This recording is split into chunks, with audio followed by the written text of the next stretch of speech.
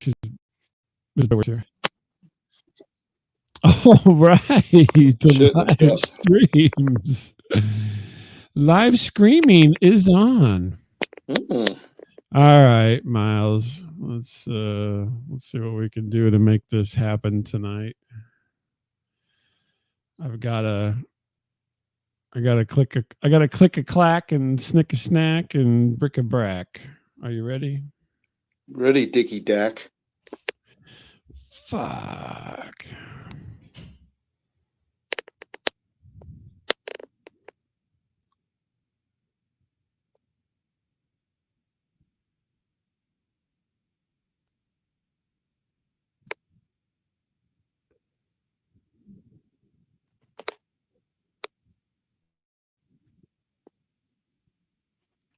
Hey, everybody. Welcome to Stag Show. This is Bob. Hey, everyone. This is Miles. Hey, Miles. How's it going? Did you just flush good. the toilet? Yeah. Oh, my God. You're so disgusting. A first on Plausible. I don't think it's probably the first, but The first. they're probably the worst. That's for sure. We're breaking new ground on Plausible. Yeah. Okay. Archie Bunker here. I want people to regret. Edith. Come on, y'all. Stepped up, Edith. Oh, my gosh. So, what was that? Did you zip up your junk in your fly? No, I was just getting into Broadcast Central. My knees connected up. Well, do you have a lawn mowing injury? Do you? No. Oh, okay. Why is your knee acting up then? I have just hurt my knee a lot getting older, and Father Time has caught up to your old Uncle Miles. Well, what were you doing that hurt your knee? I had those dreams a while back where I was running in my dreams and I fell out of bed. I don't recall this exactly. Yeah. And so you hurt yourself falling out of bed is what you're telling me? This was a few years ago. I fell out of bed really hard, landed on my knee twice, and I've never quite been the same since. Oh, okay. Well, that's interesting. Yeah. I never heard that before. That's weird. I have told you this. Oh, did you? I just forgotten, apparently. Yeah. You know why? Because I've been on vacation. That's why. Here we go. That's his lead-in, everybody. That's called a lead-in there. Thanks for setting me up, you bastard. Hey, what were you doing this week? I hope you weren't on vacation. I was on vacation. Oh. Yeah, so I went on this vacation. Fiji. I went to Fiji. Yes. No, I didn't go to Fiji.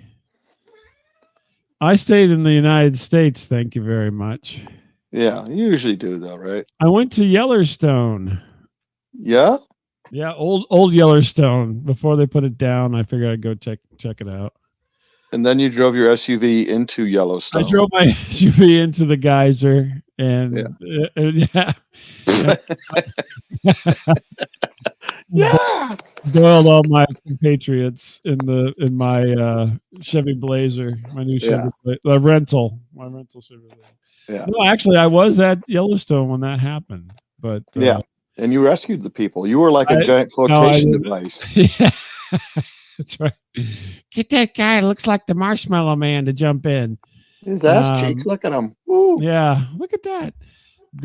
No, I was there when it happened though, but I did not see it, so I cannot comment on the how the people are or anything. But I was eating my lunch and I did hear the sirens, which is unusual in such an out of the way place to hear sirens. So I was eating a sandwich on a picnic table, and then I'm like, what the hell? I was eating my DoorDash. I had my chips and my sandwich and a bottle of water, and I was enjoying myself immensely. Were you with Edna? Yeah, exactly, and Edna. So no, I did. I went to Yellowstone. A few interesting things happened along the way. Mm-hmm. So we drove, here from St. Louis all the way up there. Mm-hmm. And along the way, I don't know if you have, in the summertime when you drive, Mm-hmm. You collect a lot of bugs. Yes. And a lot of bug guts. And so we had been driving about halfway. We spent the night in Cheyenne, Wyoming. We drove up to Cheyenne. Mm-hmm. And in the morning, I look at the front of the car and it looks like, I've been driving through a crowd of people or something. There's so many guts all over the car. It looked like, something out of The Running Man or something. Yeah. And so that morning I said, I had to get some gas to continue on our journey to the Yellowstone. Sure. And I said, hey, this gas station's got a car wash attached to it. Mm-hmm. I'm not going to sit here and scrub with this, goddamn squeegee. Right. I'll just pay $5 or whatever it was and go through the car wash. And everybody's like, oh, Father, you're our savior. And so that's thinking smart, Dad. We would have never thought of it. We would have never thought of that in a million years. And so I paid for the car wash at the pump, right? Wow, you're all Mr. Technology. fancy guy, wow, right? Fancy. And so then it spits out your receipt, and at the bottom of the receipt is like a little code, like a 6-digit code, right? Have you ever done this? Yeah, I think we got off our donkey and cart once and found a gas station here that does have that. Yes. Well, I don't know. You live in Iowa, so I don't know if they have this technology. Yeah, I used to live in the Shy. I don't. Hey, Bob, I don't use what you're using. Car wash wise? No, I don't do it at all, buddy. Oh my gosh! Well, if you saw the amount of guts on the car, you would not want to touch it with your, ding dong, good shirt, oily rag. I usually let my kids do it when they come over and visit. They wash the car. Yeah, there you go. Yeah, they hey, Dad, the car's dirty. Yeah, go outside and go wash it. Oh, yeah, great child labor. Hey kids, this is what Daddy calls skilled labor. God. Well, we were on vacation, so I never actually asked my kids to wash the car, but we were on vacation, so I wasn't going to do that. So I got my code, and I drive around back to the car wash entrance. It has little arrows. Mm-hmm. This is like, your, car, gas station, convenience store, car wash kind of setup. And we get around to it, and the little box that you would normally like put your money in, right? Or in this case, type in a code. It has literally been beat to shit. Yeah. There's no buttons that function on this box. Mm-hmm. And it looks like somebody has taken an axe, because literally the metal in the middle of this thing is split. Oh, geez. And I'm like, they just took my $5. Not going to go in and deal with these people. I mean, I'm not anywhere familiar. I'm in Cheyenne, Wyoming, for Christ's sake. Mm-hmm. I'm like, maybe they don't know how to use that technology there. Well, apparently they think that you enter in your information with a sledgehammer, because that's what it looked like. God. And I'm looking at it and like, you can't even put dollars into it. You can't swipe your credit card or anything. But there's a but. I take a moment while my wife is, yelling at me about wasting $5. And I'm like, but the keypad was still intact. Mm-hmm. And I go, what if? Yeah. And so I start punching in the number. Right. Oh, man. And everything comes to life. It worked. It's magical. It's magic. I could not believe it. This thing was literally almost in half, and the keypad still worked.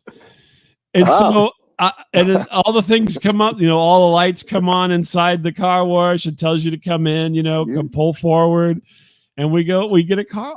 It was a miracle. I cannot believe it was like you couldn't believe the way this thing looked, that it would actually even function.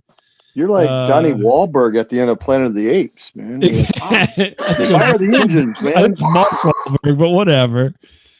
Well, we're cool. We don't need roads. Yeah, but it worked, and I got the car wash. But to be honest with you, not the best car wash. But what can you expect? I mean, buttons all covered with feces, probably. No, there was no buttons. They literally knocked out the buttons. Yeah. It was ridiculous. So that was a vacation miracle right there. I thought there's no way this thing is ever going to work, and I'm going to have to go fight with a guy. But, I got to write this down, Bob, so I don't go over to the Cheyenne location. I can't. Yeah, the Cheyenne. I can't remember the Conoco. Yeah, my savage vocabulary. Or something. But we've had it. This is going to be the all gas station stories. So then we drive along. We're driving along in Wyoming. We got to get all the way over to Old Yellowstone, and we're driving in Wyoming. And of course, we're probably, I don't even know, an hour and a half down the road. Somebody's got to pee, right? And I don't know if you've been in Wyoming, but there's not a lot. Yeah.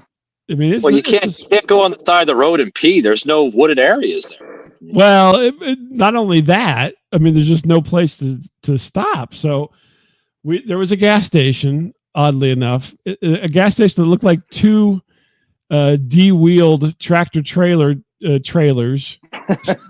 a T. This was, I will describe it. The little title I wrote down here in my notes says gas station or honey trap, because this was the most sketchy looking gas station that I've ever stopped at in my life. There was a guy worse than the gas station I went to the other week. Yeah, well, there was a guy walking outside smoking a cigarette by the gas pumps. And it literally looked like two tractor trailers in a T with a door on one end and a pumps out in front of it. And it was just surrounded by shit. I mean, just random garbage, like old cars and anything. So, but we had to go. It was a must stop. Mm-hmm. And I'm like, and everybody's like, I'm like, you sure you want to do this? But to be honest with you, there was not a lot of choice. So, the weird thing is it looked like something out of Breaking Bad, honestly, but it was in Wyoming. And so we go in, and it's like a little convenience store, little tiny convenience store. And then I go into the bathroom, and it's like a combo, urinal toilet situation with an automatic light switch, but it looks like if this door shuts that I'm trapped. You know what I mean? It's like some kind of horror movie like Saw or something, Yeah. Fucking although it was bathroom. It was not quite as dirty as I thought it should be, but it certainly wasn't clean. And it's just, and then I should have took more pictures of all this stuff. But the other thing was I'm standing there, as everybody had to go to the bathroom. We all disembark and go in and use both bathrooms. And the odd thing was there was a urinal, but there was just random holes in the wall higher than the urinal. What? Like just glory holes? No, not like. Well, if it was a glory hole, it was a glory hole for a giant. You said holes. I'm thinking, oh God, he's bringing his kids here and his family, and there's glory holes in the damn bath. What the hell's going on here? But they were above the urinal, and so I don't think there were glory holes. But it's like they couldn't put the fixtures in right. They just made random holes in the wall. I don't know if people are looking through them. I don't know what was going on. Yeah, allegedly, right, Bob? I did my bit and got the hell out of there. But I've never been. I'm very particular generally about bathroom stops, but there's nothing to do. I mean, what are you going to do, right? You're in the middle of nowhere. There wasn't any sayings that said, call me for a good time, was there? I didn't notice any graffiti, to be honest with you, but I did notice a lot of random, like somebody just got happy with a keyhole saw and just made random holes in the wall. I don't know what was going on. But it was just the most bizarre thing. And then there was a lady inside working the cash register, the most delightful lady that I've encountered in quite some time.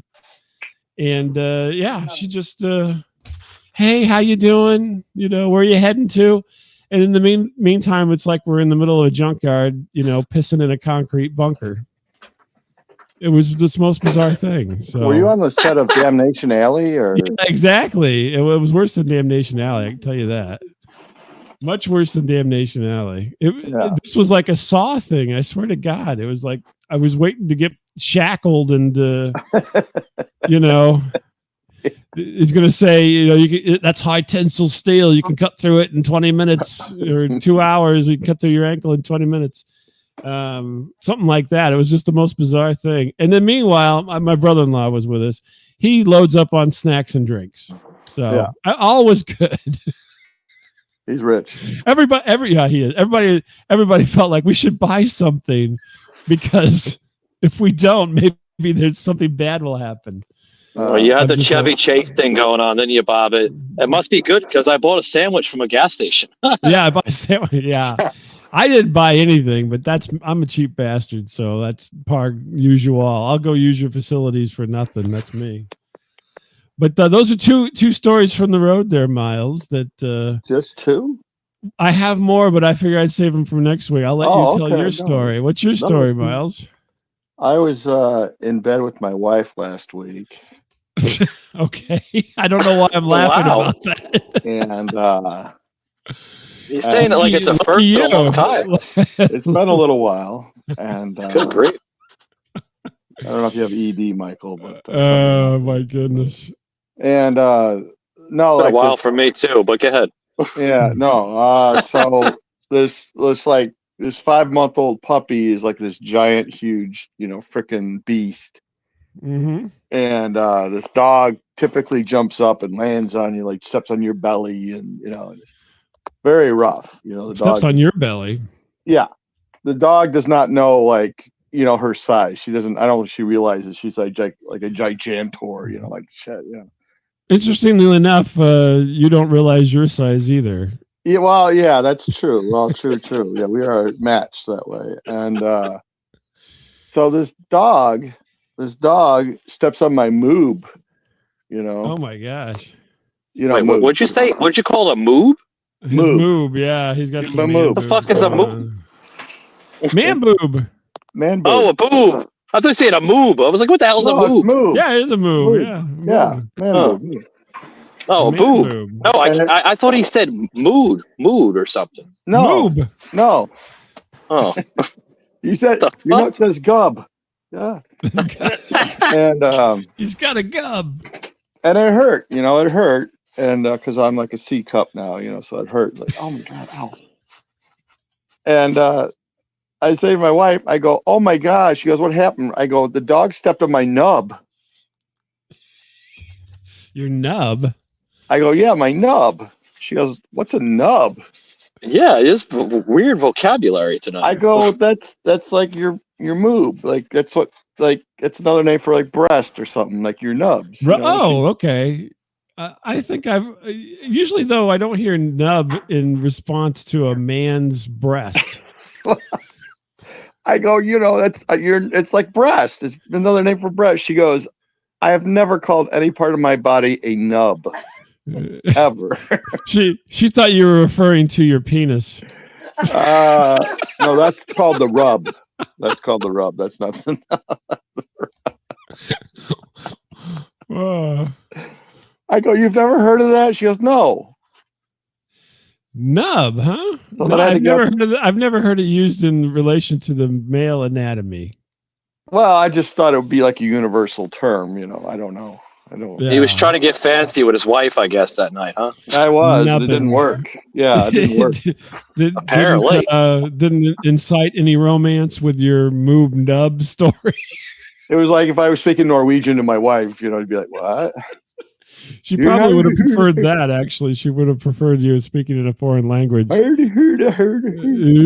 Yeah, she's Just say, hungry. Miles, just shut up and just get it over with, for God's sake. Come on. My moving nub.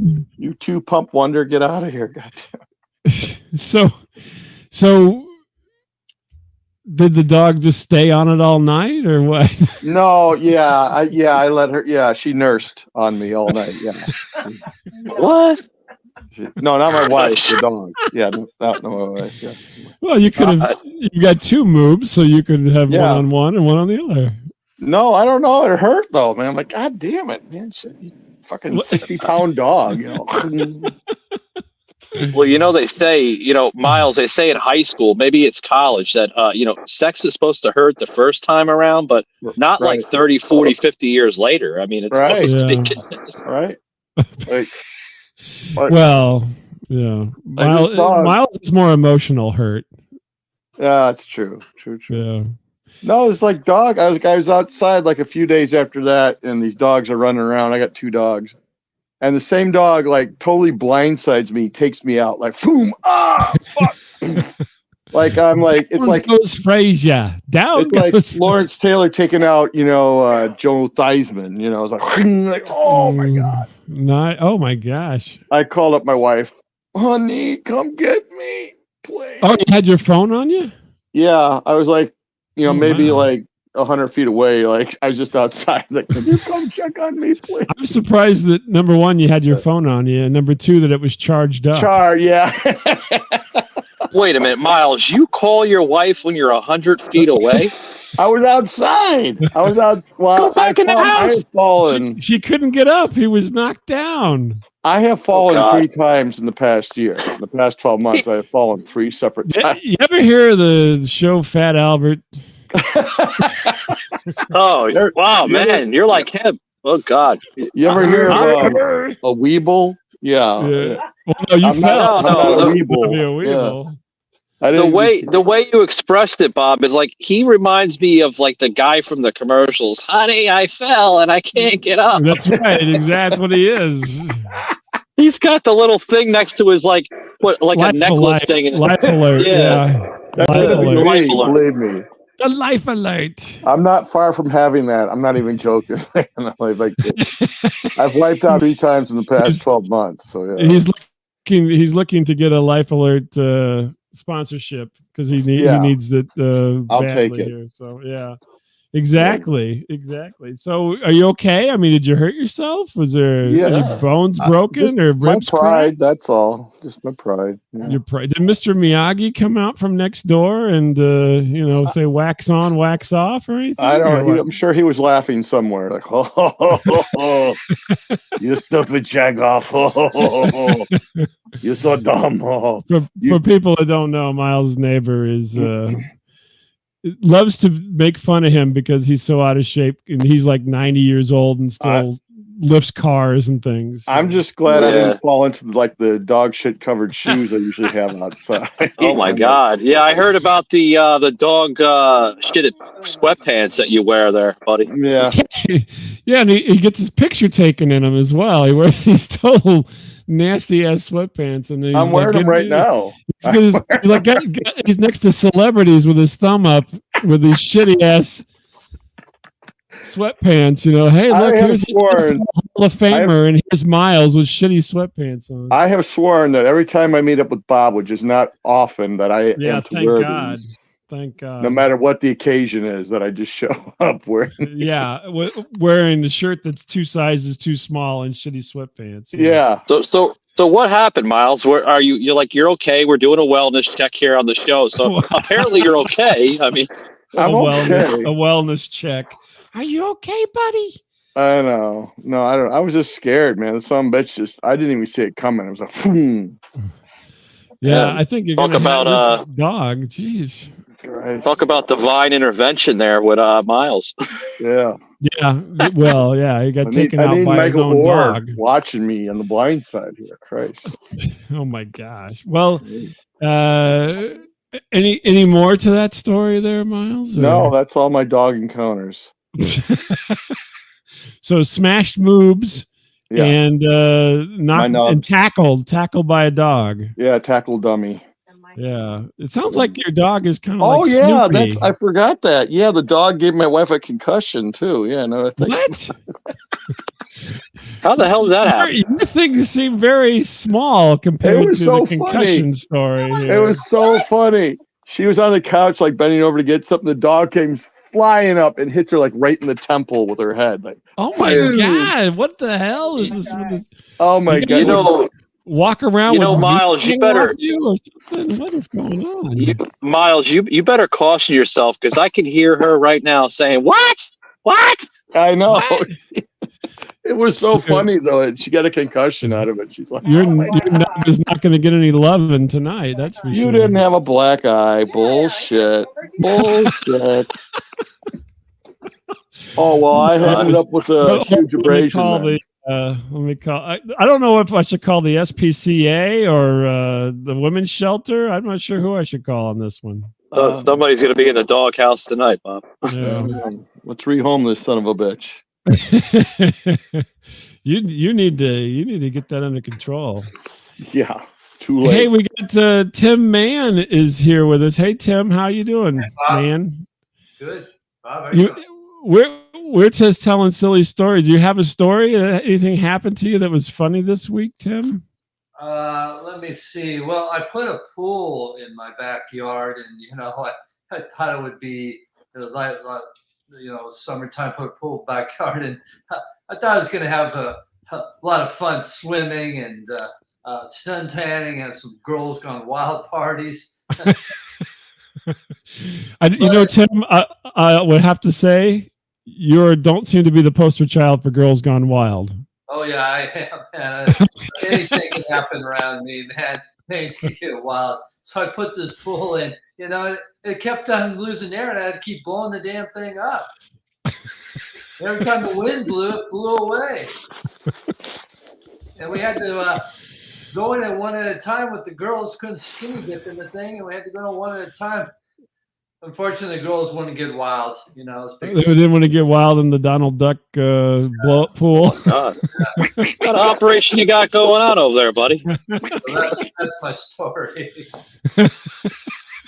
That's the most pathetic pool story I think I've ever heard, Tim. I'm telling you. I think that it's like Toddler's Gone Wild over there or something with that kind of thing going Seems on. like it. So but thanks for telling us the story. That was a good one. I appreciate it. I can visualize that very much so. Unfortunately. It sounds like George, a but to Miles the point. Yeah, I think that's like a Miles story because that sounds like something he'd do would be go to Walmart and buy a closeout blow up pool and then put it in his backyard. Hey, girls, up Periscope. You know what I'm saying? Oh God. And Michael, what's going on with you? You have a story for us this week at all? Yeah. I mean, I had an odd story from last week. I was up in Savannah, because I do a lot of I do a lot of traveling for all casting, and we were doing a gig with Netflix Productions, and before that ever started, I'm an extra, Tim, so I do a lot of extra work and B-roll acting and stuff aside from the podcasting. And yeah, and I'm getting into my Airbnb, and I won't say like all the time I don't have any issues. It's usually I always have issues with this Airbnb shit. Mm-hmm. And I'm looking on my phone, and it's like, enter such and such numbers with pound, right? Everything has a pound at the end. If it's not at the end, it's in the beginning. Pound. So I'm putting the numbers in. Pound. Doesn't work. Right? I'm like, pound. I'm still not working. It's working if you have like the little light up thing on the top of the digital keypad on the door. Oh yeah, light up, and it wasn't lighting up for some strange odd reason. So I'm like, son of a bitch. So, I'm pushing the Ring doorbell, which happens to be right next to the door. Right. That's how you're going to contact the owner, I guess, huh? Well, that wasn't my intention, but it did contact the owner after I pressed it. Yeah. And I get this weird New Yorker, and I'm thinking, New York? I'm in fucking Savannah, Georgia. What the hell? Oh, she must be living in New York. Okay. Okay. So she's like, "Can I help you?" I said, I'm sorry. Gilbert Gottfried's sister, apparently. Yeah. It sounded like a mixture of like Fran Dresser and Joan Rivers, you know? Oh, okay. And she's like, "Can I help you?" And I'm like, "Yeah. I'd like to get into the Airbnb. Did you press the code?" Yeah, like 3 times now. It's not working. Hold, please. Oh, like, okay. What is it, like an operator on the ring? Hold on my ring. Apparently, this woman is like, it sounded like she was like in her mid 80s, possibly low 90s. Oh, Miles, maybe somebody of interest. Yeah, Sheila Ward. So she comes back like 3 minutes later. She's got me on hold for 3 minutes on this like Ring doorbell thing, and she comes back into the Ring doorbell, right? Because apparently, guys, so you can understand the story, she's not in the home, right? You can monitor these things like from another location.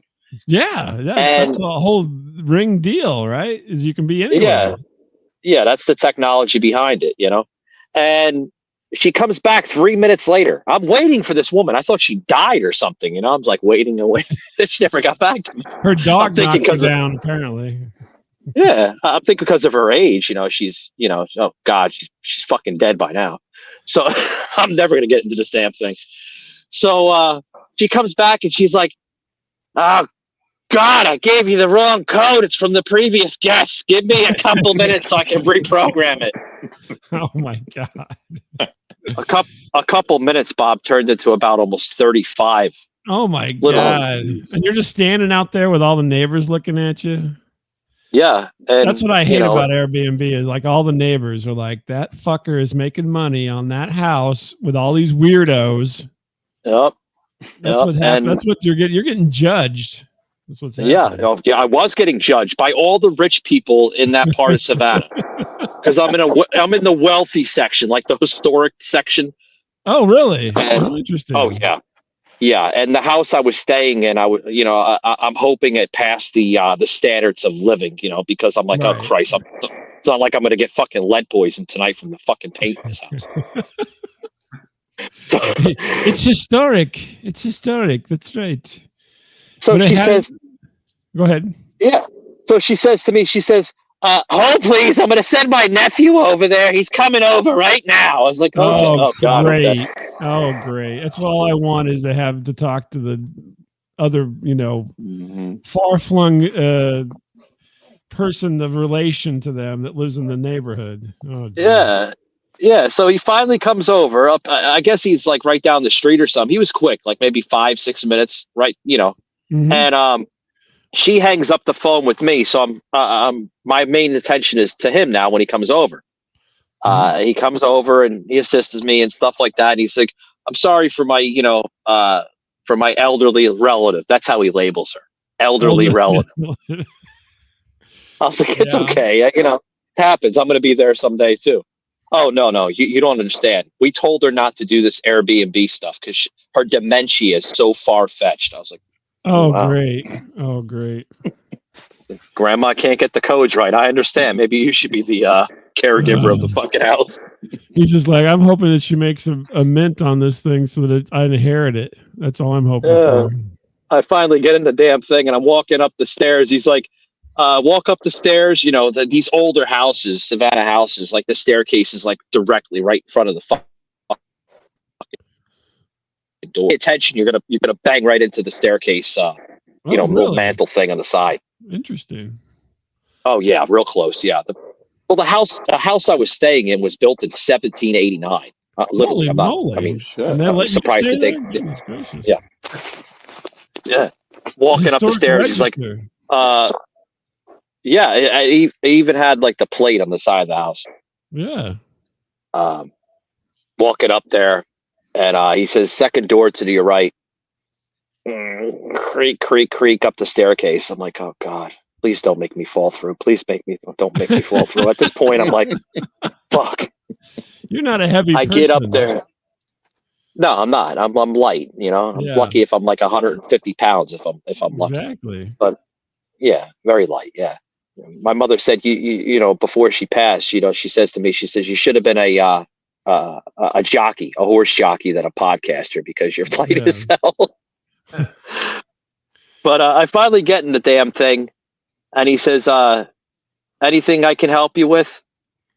I said, well, yeah, if I need help, I hope you can help me instead of your grandmother or your elderly relative, as what you labeled her. Mm-hmm. Here's my number, sir. If you need anything, give me a call. Okay. It was great. Everything was great, but the Airbnb sucked. You know, I never have positive experiences with Airbnbs. Never. Why do you keep doing it? Because they're cheaper than hotels. Oh, okay. So you're a cheapskate, and then you get mad because it's not as good experience. Yeah. The girl I'm dating right now, you know, let's just call her Julie, right? Julie, she says to me, yeah, if I say last name, she'll be like, "You fucking asshole! You fucking doxing me on Static Radio." But doxing me, okay. Yeah, she'll tell me, you know, like, you're very successful, Michael, but you're cheap as shit. I was like, yeah, that's why that's the way to be. Exactly. So, word of advice to your listeners: if you're going to stay at Airbnbs, look at the stars, because I never do.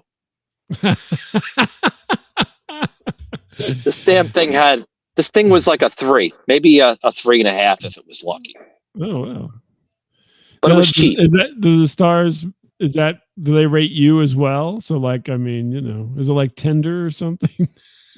Tinder? Oh, no.